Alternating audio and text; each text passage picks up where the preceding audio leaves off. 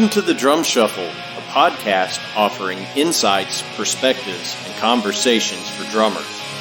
I'm your host, Jamey Eads.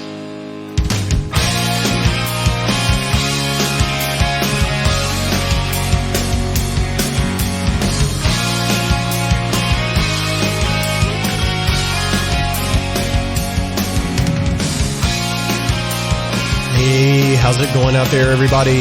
Welcome to the Drum Shuffle Podcast. Jamey Eads joining you as I do each and every week. This is episode 160. Hope everybody's having a great week out there in Drum World. We're having a great week over here at the Drum Shuffle World headquarters. We have a great episode for you today. I am going to be joined by a fellow Kentuckian who is now making his home in Dallas, Texas, and he has a great new record out and a tour starting right as we release this episode. And I'm going to tell you all about that in just a moment when we are joined by Bobby Falk right after this message from our sponsor, Los Cabos Drumsticks. The best kept secret for drummers is finally out. Los Cabos Drumsticks may look like the sticks you grew up with, but these are not your father's drumsticks. Los Cabos Drumsticks is Canada's #1 drumstick brand, and they are coming to a retailer near you. With operations in over 28 countries worldwide, thousands of drummers have already discovered the Los Cabos difference. Using FSC certified wood from Canada and the US, Los Cabos make the finest quality drumsticks, percussion tools, and accessories on the market. The best news, Los Cabos Drumsticks offers you a ton of choice. They have 22 individual drumstick models and 14 percussion tools, many of which are available in 3 different wood types: maple, white hickory, and red hickory. Red hickory comes from the center or heart of the hickory tree and has been independently proven to be both stronger and more elastic than white hickory without adding a lot of weight. While most drumstick manufacturers have shunned red hickory, Los Cabos Drumsticks has embraced it, becoming the only established stick brand in the world to offer a full line of red hickory drumsticks. To learn more about Los Cabos Drumsticks, visit them online at loscabosdrumsticks.com, follow them on Facebook, Twitter, or Instagram, and don't forget to ask for Los Cabos Drumsticks at your favorite retailer. Dare to be different. Join the Red Hickory Revolution with Los Cabos Drumsticks. All right, guys and girls, as I mentioned, we're about to be joined by Bobby Falk. Bobby is a fellow Kentuckian. He's been down in Dallas for a few years now, but he comes from a very musical family, which is really cool, and we talk a little bit about that. But he has a great new record that came out just a few weeks ago called Coming to Fruition. It really is a great record, and I mean that sincerely. I've been listening to it quite a bit, but he has a tour starting, a CD release tour starting as we release this episode. It's going all over Texas. It is going to come to my area, Kentucky, Ohio, Indiana, here in the coming weeks. So if you're interested in any of that, the web address for all those dates is bobbyfalkmusic.com. And I hope you guys will go out and check out a show and pick up the record because it is phenomenal. So without further ado, please help me welcome to the Drum Shuffle Podcast, Bobby Falk. Hey, good afternoon, Bobby. How's it going, man? It's going great, Jamey. Thank you so much for having me. Oh man, no, it's our pleasure. Thanks for taking time to come on the Drum Shuffle Podcast, and we'll get this out of the way, right off the bat. You are originally from Louisville, and the Drum Shuffle World headquarters is over in Georgetown, Kentucky. So literally like an hour away from each other. So you may be the first Kentuckian I've had that no longer lives in Kentucky, if that makes any sense. Right. So, grew up in Louisville. I'm assuming, you came up through, like most of us drummers around here, you came up through the public school system, probably doing, marching band and pep band and things like that. Yeah. I was born and raised in Louisville, which is about an hour away from Georgetown. And I was there for 35 years. And I went to youth performing arts school, playing in the the bands, all the bands there, and then got heavily involved with jazz. Probably middle school, at Thomas Jefferson Middle School. My band director was Roger Dane. And then I played all throughout middle and high school. And then, of course, I'm sure you're well aware of the Jamey Aebersold camps. Sure. Yeah. So I grew up with Jamey, played with Jamey, and went to those camps for about maybe 13 years as a camper, rather, as a youngster. And then I played a bunch of gigs with Jamey. That's, of course, Jamey Aebersold land there in Kentucky. So that's, some of my background there. And I went to the University of Louisville, majored in jazz studies on a scholarship. Graduated there in 2005. Well, we won't hold that against you. I mean, it's not everybody can go to the University of Kentucky, the real college in Kentucky. So Big Blue. Yeah, Big Blue Nation. So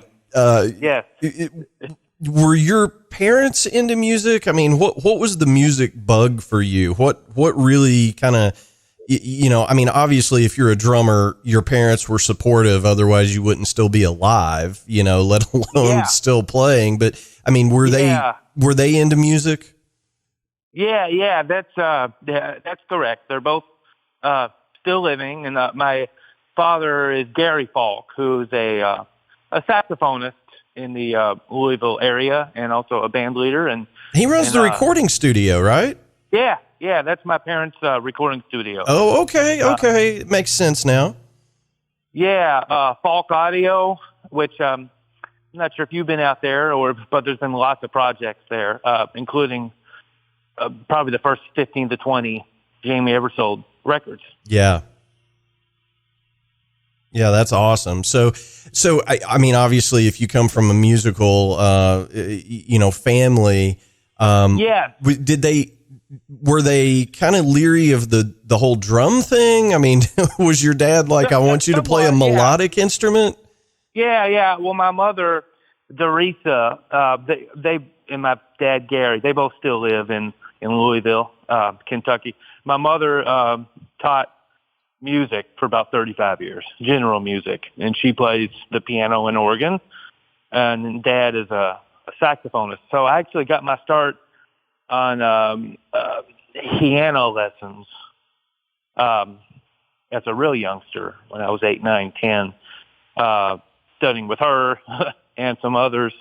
And then middle school band, Dad got me started on the clarinet.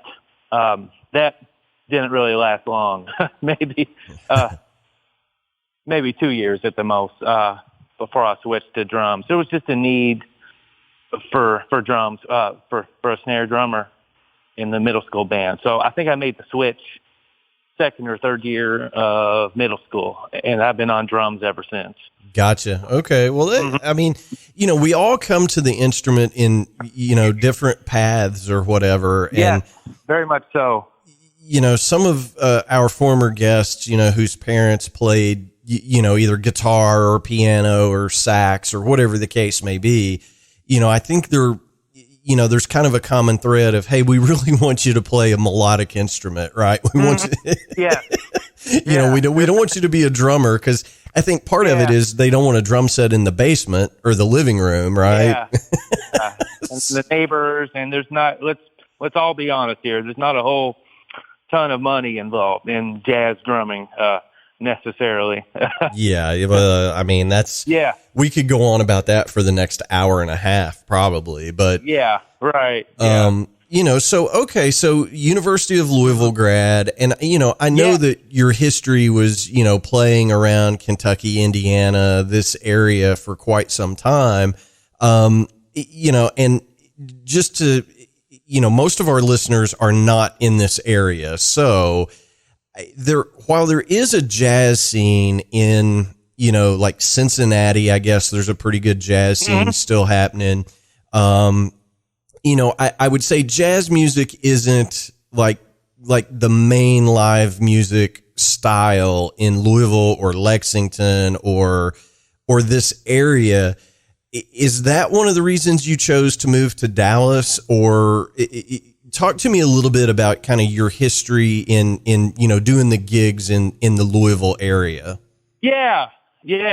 So I played a long time with Jamey Aebersold and with others there, and I started my own band, the Bobby Falk group, probably first or second year out of college, and recorded 2 or 3 albums there in Louisville. Those were my first 2 or 3 records. So played the circuit there. I played some of the festivals. And then I had a steady 2 or 3 night a week gig at a steakhouse. This was about the first. And I was kind of looking for a change, but my wife, Anne, we got married in 2010, had 2 kids, and she works for the federal government. So we got the opportunity to relocate several times, one time to Chicago, one time to Indianapolis, and we chose to stay put. And then we got the opportunity to go to Dallas, Texas in 2014. So we took that opportunity. We felt the timing was right. And I didn't really know very much about the music scene, other than UNT is here, University of North Texas. Yeah. But I was definitely surprised because lots of jazz going on here, lots of clubs. Fort Worth is here. So it's been a great move for us. Yeah, so I would imagine the pace picked up a little bit once you got yourself established down there because, like you said, a 2 or 3 nights a week at a steakhouse. I mean, that's kind of the outlet for jazz if it's not a festival going on. I mean, there aren't like these great jazz clubs in this area, unfortunately. Right.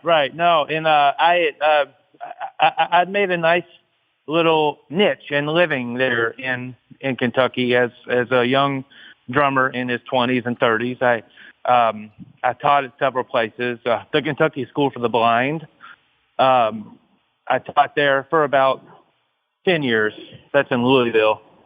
And Music Go Round, which is a studio. So I was teaching a lot back then and playing, several nights a week in Louisville, right up until the time we moved in 2015. Gotcha. Well, and, you mentioned UNT, of course, and, anybody associated with drumming is very well aware of, some of the names that have come through that, that university down there, the infamous, 2 o'clock jazz band and all, very, very much so. Yeah. So all of that. I mean, I've had, I don't know, dozens of UNT grads on the show. So, it's just pumping out great drummers down there for many, many years. Yes. So talk to me a little bit about, you said you had released a few albums, while you were still living here in Kentucky. I'm assuming that is fairly easy when your parents run a recording studio, So talk to me a little bit about kind of, when did you start writing and, because not a lot of drummers take on the reins as a band leader and put together their own band and start writing and recording. Did you do that out of necessity, or was it more of a, hey, I really think I have something to offer here and I want to do this? Great question. And you're totally right. I'd probably say not all drummers have the band leader gene and like to go out, hustle, knock on doors, make things happen. as a leader, rather. And then auto drummers have the compositional gene, like to write tunes. There's a few like Jeff Dean Watts. I'm Tony Williams have written tunes. For me, I play the piano too, which is my second instrument, and I just play at home, play for family, and that's where, as most writers, jazz writers, you can hear the harmony in chords, and I've always had kind of tunes in my head. I think us as drummers have a kind of a unique lens, right? Yes. Where we hear everything. And so I just sit down to the piano, and there's a melody and a harmony, and then I write the tune. And then when we play it with the band, I play drums, of course, and get a real piano player and play the tunes. And I've probably written maybe 40, 50 tunes over the years since I started writing. Yeah. Well, now let me ask you this, because I've asked some of the other, composing drummers that I've had. When you sit down at the piano and you have this, melody or whatever in your head, when you're actually writing and going through the process of arranging a tune, are you approaching it solely from the melody side of things, or does your drummer brain kick in and think about, here's what I'm going to play drum wise? Or are you just, I'm just trying to write a good tune and the drums will be what they'll be?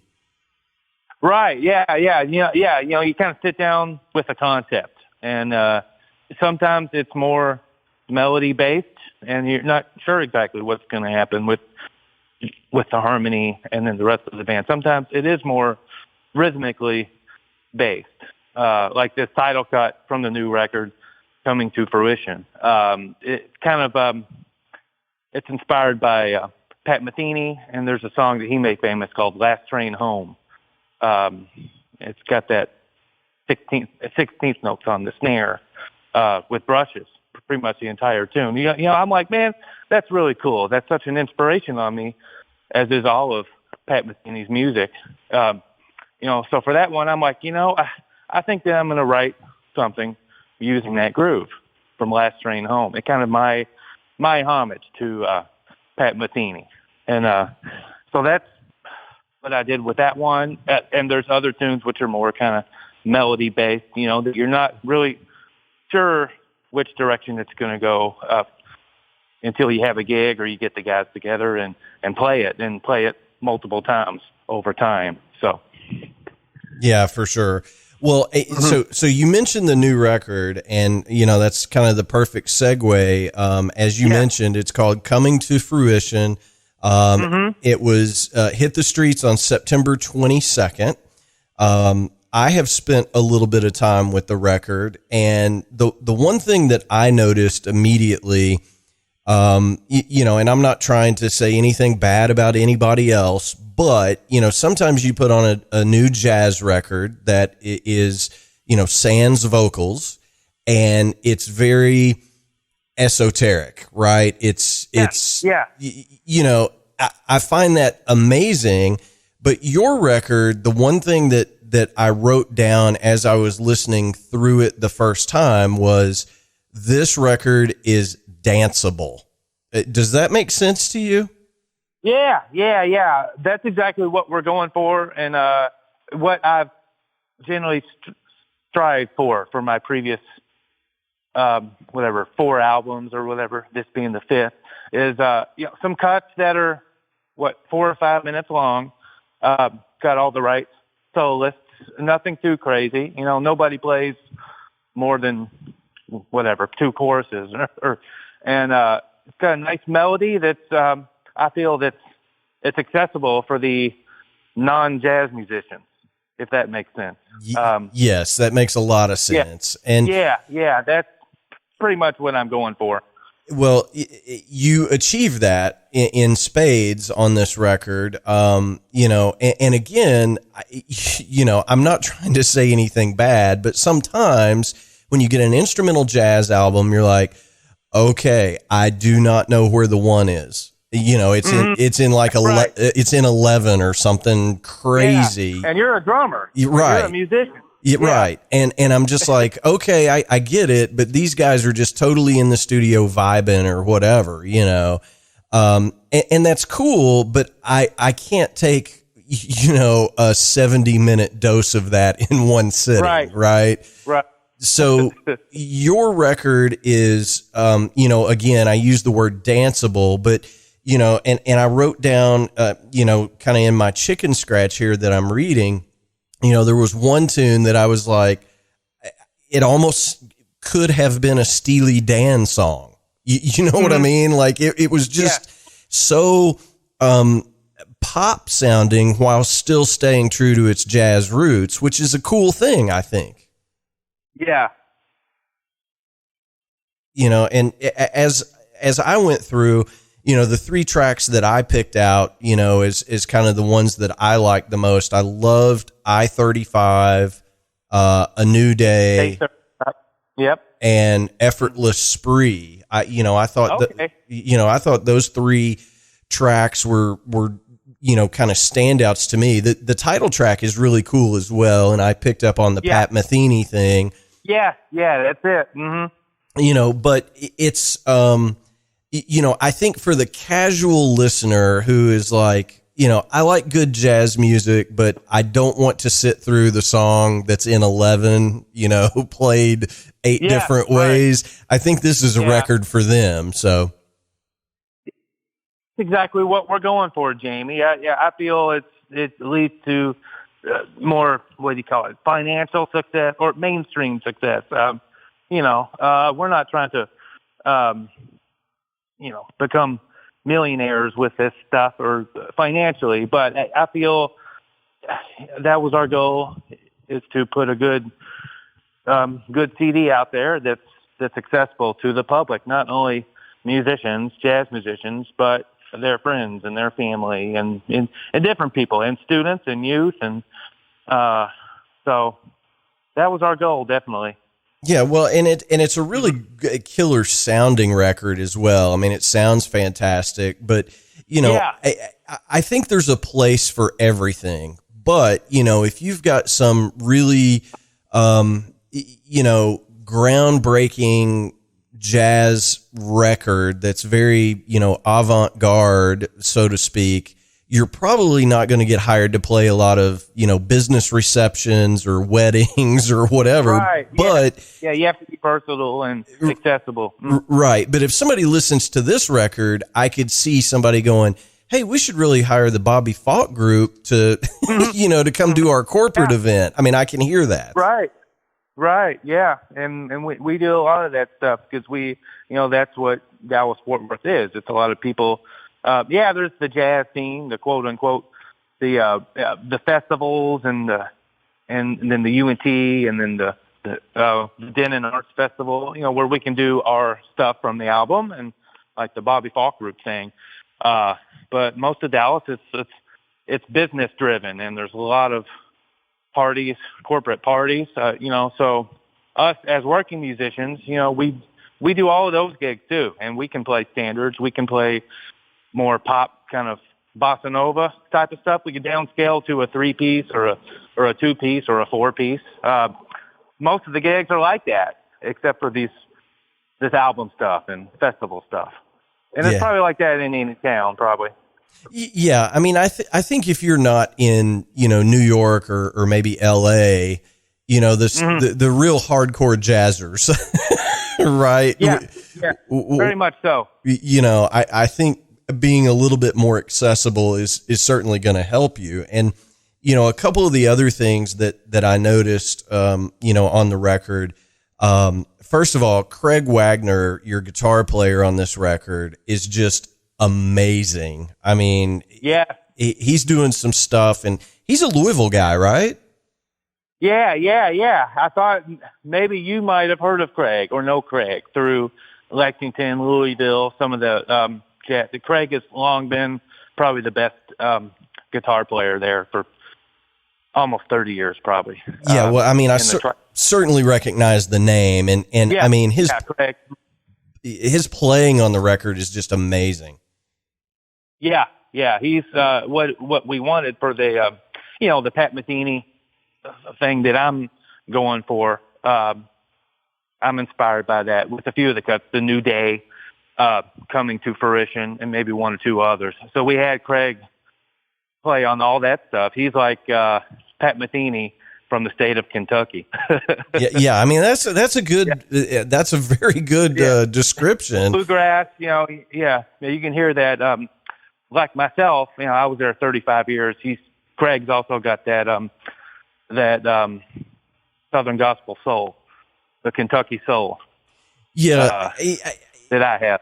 Yeah, and I'm going to go down a rabbit hole here, so bear with me. But you know, people that aren't from around here often point out to me that like there's just a swing or a soul, and I don't mean that like swing. I don't mean like swing music. I mean there's a swing to the way the music of this area, Appalachia, whatever you want to say. Yeah, more of a Southern soul, grassrootsy, or whatever you call it. Yeah, and it's not even like, and I don't want to get too far inside baseball here, but it's not like a dotted eighth. It's something different. It's just like this swamp thing, or I don't know how to describe it, but there is definitely a feeling in the music that comes from this region that is specific to this region. Mm-hmm. Yes. Yeah. And I've got it. And then, and so when I moved to Texas and started playing here, it's unique. Those tunes are, they're unique. And people, they can hear the Metheny influence, but they hear something else. They hear, that I'm from Kentucky.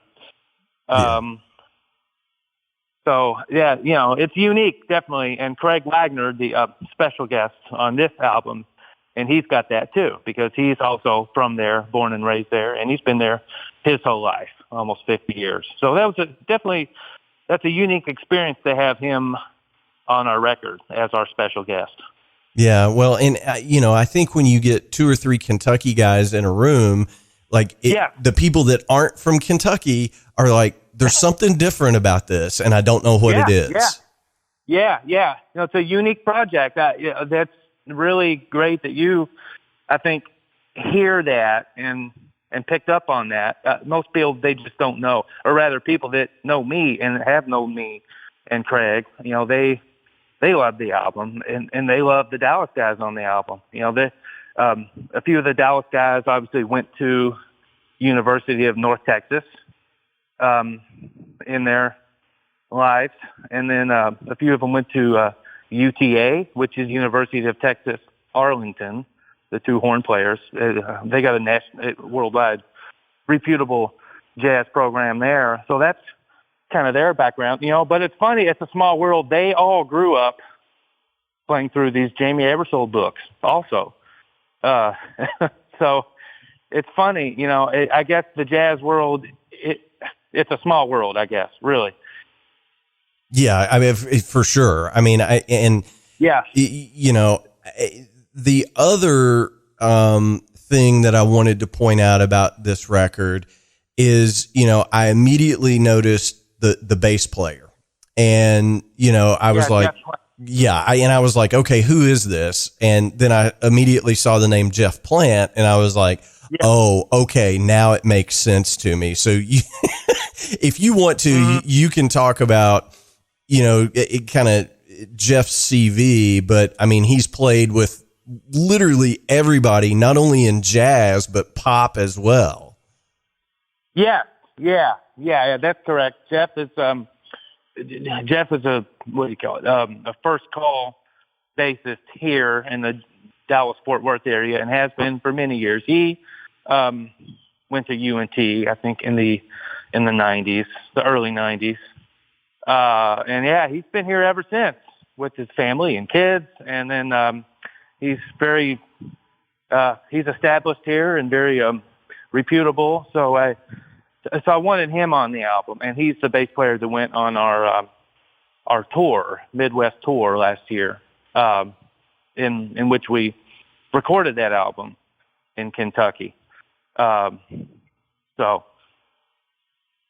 Yeah, well, that was what I immediately noticed, and I'm not taking anything away from, the horn players or the keys player.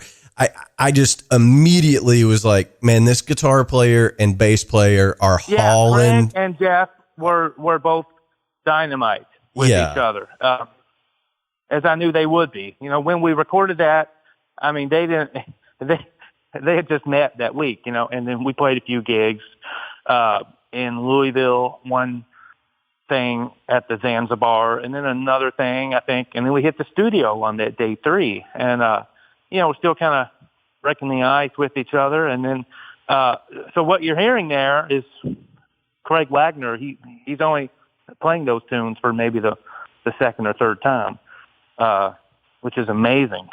Yes. Yeah. It is amazing, but he's that good. Yeah. You guys as the rhythm section of the band, absolutely hauling the mail on this. So, congrats on a great record, man. Oh, well, thank you, Jamey. Yeah, I'm not joking around. It's really good. So, you mentioned earlier, you said something, and we'll go down this rabbit hole for just a second, but you said, none of us are trying to become millionaires on this record. And, unless your first name is Taylor and your last name is Swift, you're not going to make $1 million on any record you release these days. Right. Because the industry is just so different, but what are some of your goals with this? Do you just want to get the record in as many hands as you possibly can? I mean, what is the ultimate goal for your group? Yeah, well, for this record, this is my 5th. I'm just, because I feel it's a strong record. I'm doing some things differently this time around than I've done with my previous projects. I've hired a publicist, and 2 for the show media. Who is the best in the business, by the way? Yeah.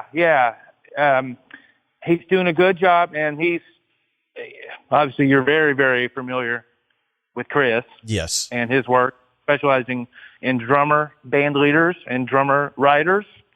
And I felt that Chris would be a good fit for my project. I took about 6 months to do some research and do my due diligence on either to go through a radio marketing thing or publicist. I just had the money for one, because it's a lot of money, and particularly for both. I'm like, this guy looks great, specializes in drummer band leaders, drummer writers, and then he's got some handle on radio and podcasts like this one. So that's the route that I went with. And so we're trying to get this record out to like the mainstream media, radio, and Chris has done a great job getting it out to some of these European markets, which is, I feel, that's exactly the markets that I'm looking for. The European jazz is a strong influence on me. Yeah. So we're getting it out. So we got some reviews coming in from like Sweden and Denmark and Europe and like all types of stuff. And that's what we need with radio and also touring. Since the record came out, we got another tour, a Texas tour, which is coming up in 2 weeks. And Craig Wagner is actually coming here for that. So we're bopping around to 5 different gigs, 5 different cities for touring. And then we have another tour 2 weeks after that through Ohio, Kentucky, and Indiana again. So we accomplished that, getting the music out there to more of we're trying to get it out of Dallas and get it out of Kentucky. As we're trying to spread it worldwide. So you accomplish that by the publicist and his work, and also by touring, and also the the streaming services, streaming platforms. Yeah, it's so hard. Even I grew up in rock music, right? So I'm a rock guy, but one of the things that I've noticed here over the last 10 years, let's say, is even if you're an established band with huge history, with recording success, and I'll give you a perfect example. Def Leppard, right? They released an album in the 80s that went, 17 or 18 times platinum, in the first couple of years that it was out. They put out a pretty good record a couple years ago, and, week one, it charted, it was in the, top 20 records of the week. And then 2 weeks later, it was not in the charts. So what I'm saying is when a band like Def Leppard can only hold the attention of the world for a week or two, somebody like you who's doing God's work. I mean, let's face it, but it's just, you can have the best record in the world and not get arrested with it unless it's everywhere right now. You know what I mean? Right. Like, it's just so hard. It's such an uphill battle. Yeah.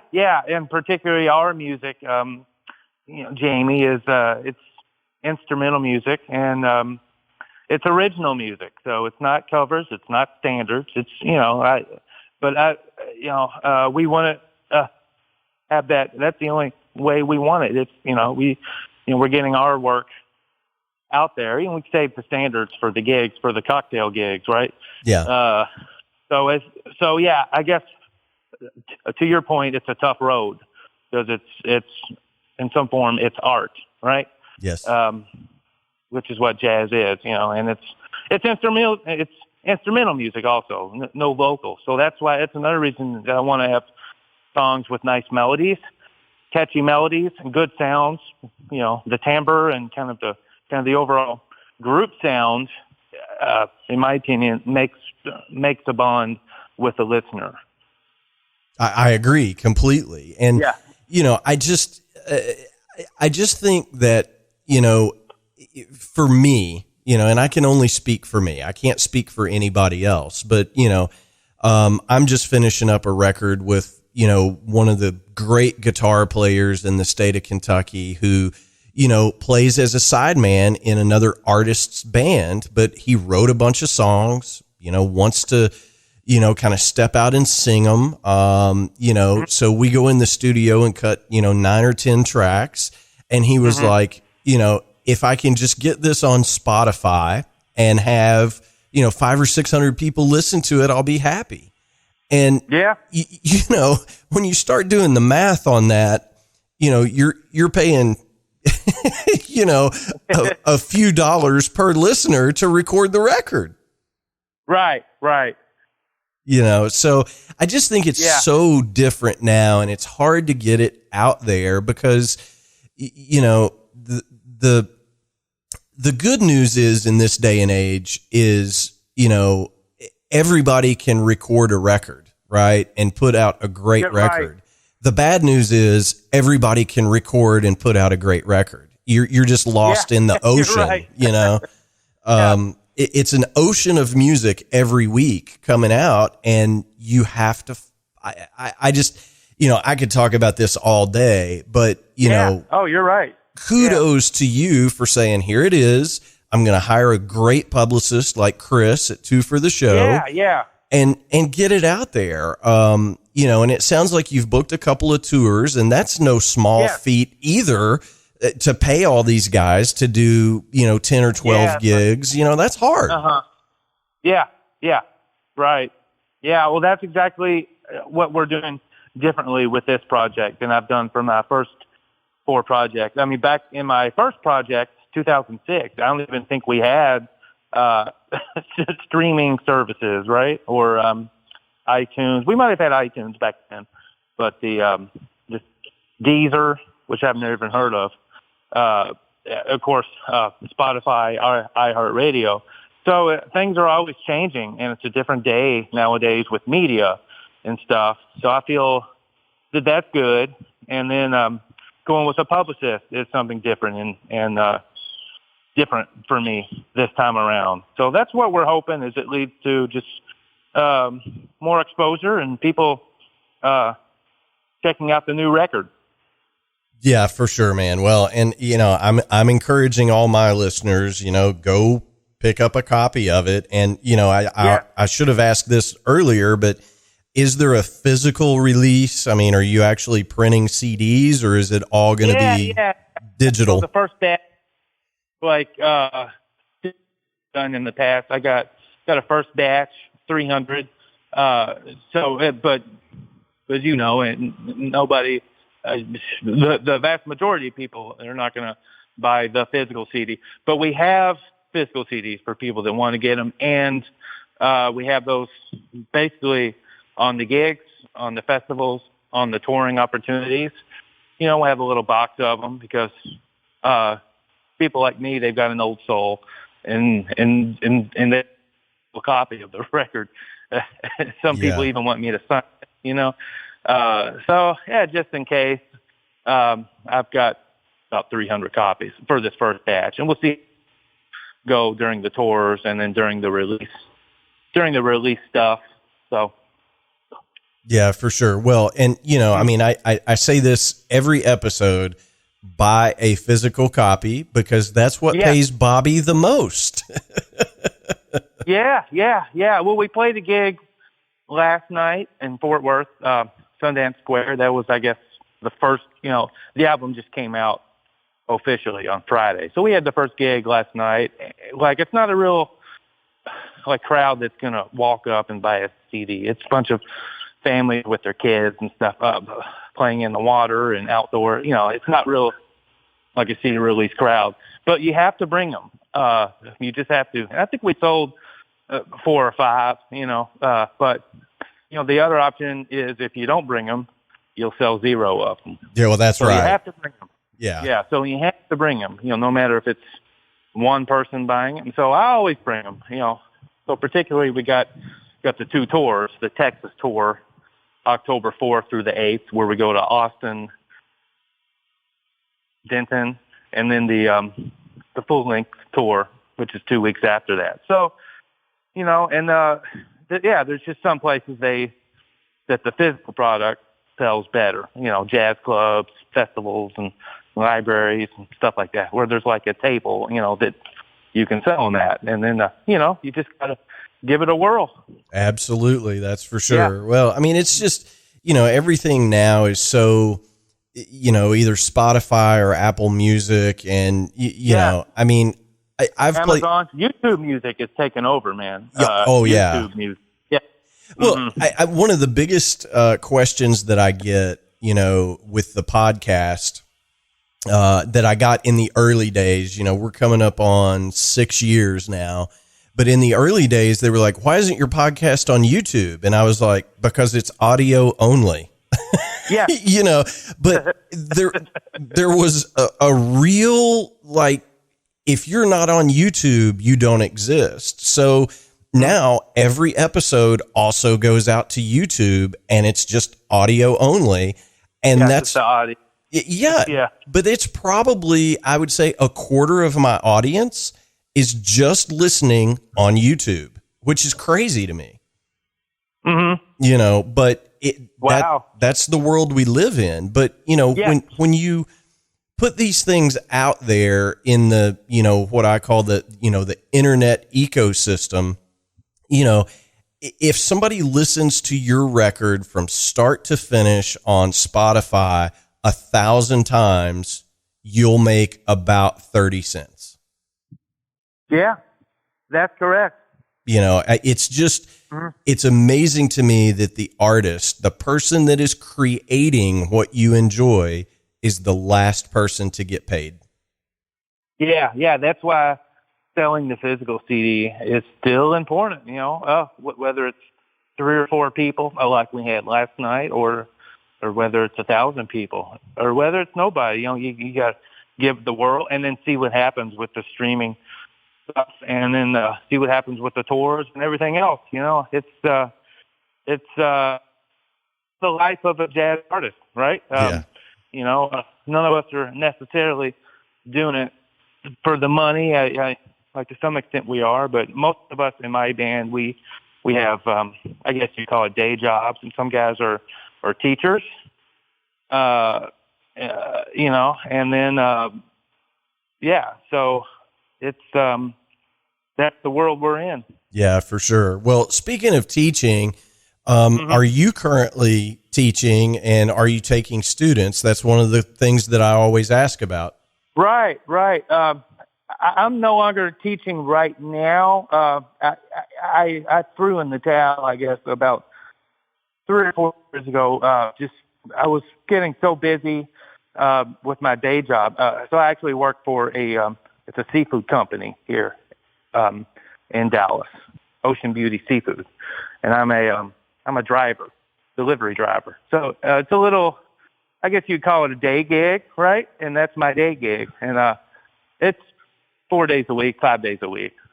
So got busy with that because that job gives me everything we don't get as a musician. That's, of course, benefits, health insurance,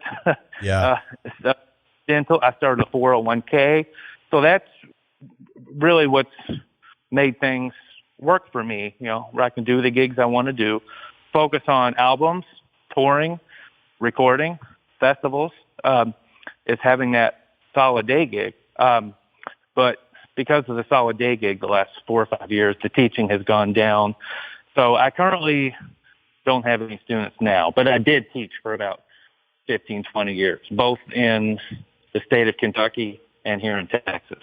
Gotcha. Well, I mean, I always ask the question, and, you know, there is no shame in having a day job. I've been a drummer for, going on probably 35 years, 34 years, something like that. Yeah. And with the exception of like my college age years, right? So from the time I was about 22 or 23, I have had a day job and been a musician my entire adult life. You know, and it's, you know, for a musician who wants to really do it, if you can't, you know, take care of your responsibilities and, you know, self-care, you have to have some sort of, you know, day gig. That, you know, it's tricky. It's different for everyone. You've had to make it work. It sounds like, just like me, like to do the gigs you want to do and to have a podcast and do and do the stuff you want to do with it. Yeah, for sure. And, you know, the key to it is finding the right day gig, you know, and I've been very blessed that, you know, if I need to go out for a couple of weeks, I just say, hey, I'm going to be working remotely for a couple of weeks. And my employer's like, okay, cool. Have fun, you know? So that's really important. But, you know, I just, you know, I hope that, you know, the new record just takes off like wildfire, because it is really good. It's very listenable. You know, like I said, I've spun it a couple of times. I was a little bit late to the party. I didn't get, you know, all the files and everything until a couple of weeks ago. But this is absolutely one that, you know, when you have a group of folks over and you're entertaining your friends, you throw it on in the background and it's a great record to listen to. Yeah, you know? That's what we want, you know. Yeah, if you can have a conversation over it, and then but at the same time the jazz head, the jazz nerd, so to speak. Well, that's saxophone. So, oh man, that's good. Craig Wagner's. You know, he's really shredding, you know, like the jazz nerds can like it. And then your normal people at a party, they'll like it too. Yeah. And that's a tough line to walk, buddy. Yeah, very much so. But there's people like Pat Metheny, Jeff Lorber, Gerald Albright, you know, that have really done it well. And then those guys are definitely very inspiring.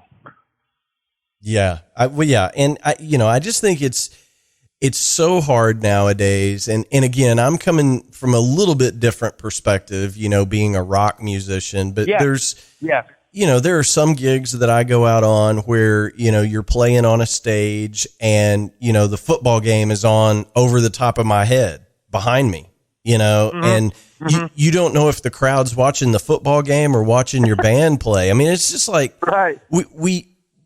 We're such a society of divided attention. It's really hard to get someone's attention. So when you do, you've got to latch on like a bulldog and not let go, you know?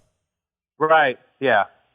You know, it's a different world. And, you know, I'm thankful that we've got guys like you out there, you know, drummers that have said, hey, I'm going to be a band leader. I'm going to write tunes. I'm going to release records. I'm going to tour. I think it's really important for the next generation. Yeah. It's really important for the next generation of drummers to understand you don't have to be a sideman or a sidewoman. You can take control of your own career and do this if you play your cards right. Mm-hmm.